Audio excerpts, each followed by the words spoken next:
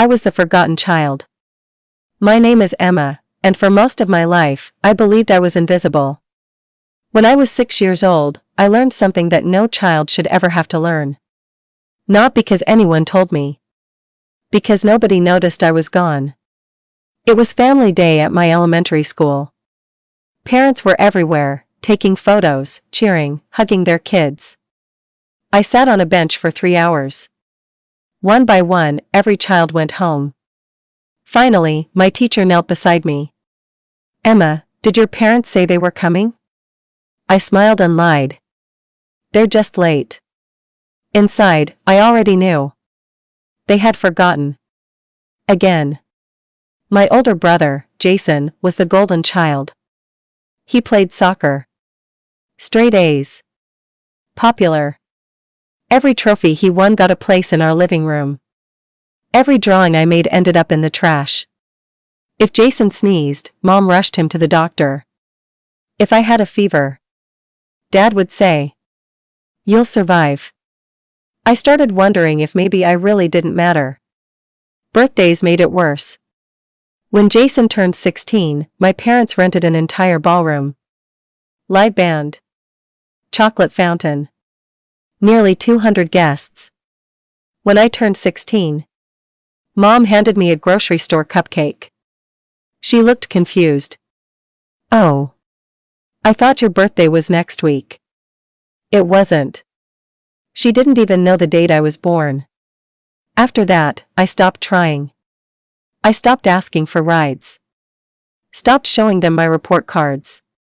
Stopped inviting them to school performances.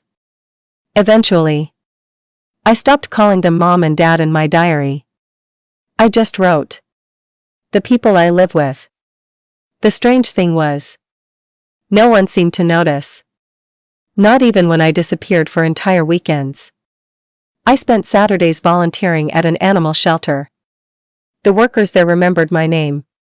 They remembered my favorite sandwich. They remembered that I hated thunderstorms. People I'd known for months knew me better than the family I'd lived with my whole life. When I was 17, something happened that changed everything. My grandmother died. During the funeral, relatives I had never met surrounded me. One elderly woman stared at me strangely.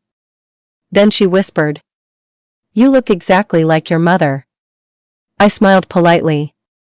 But before she walked away, she added something even stranger.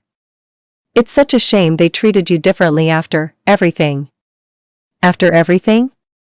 What did that mean? That night, curiosity refused to let me sleep. I searched through old boxes in the attic. Baby albums. Medical papers. Family documents. Then, I found an envelope with my name on it. Inside was a hospital bracelet. Not mine. Jason's. Along with another bracelet. Mine. The dates were different. 3 years different. Yet both bracelets had the exact same hospital room number. That didn't make sense. The next morning, I confronted my parents. Dad immediately turned pale. Mom burst into tears before I even finished my sentence. Finally, after 17 years, they told me the truth. When I was born, my mother almost died during childbirth. The delivery was traumatic. She developed severe postpartum depression. For months, she couldn't even hold me without breaking down. My grandparents stepped in and raised me during my first years. By the time my parents recovered, Jason had already become the center of the household. Everyone kept saying, "He's the one who kept the family together." Without realizing it, they never truly welcomed me back into the family. Not intentionally. Not maliciously. Just little by little. Year after year. I became the forgotten child. I expected to feel relieved. Instead, wondering if I was unlovable. A month later, I packed my bags. I moved across the country for college. For the first time, nobody knew me as Jason's little sister. I was simply Emma. College changed everything. I made friends. Joined clubs. Worked at a veterinary clinic. People celebrated my birthday. People remembered my favorite coffee order. For the first time, being seen felt normal.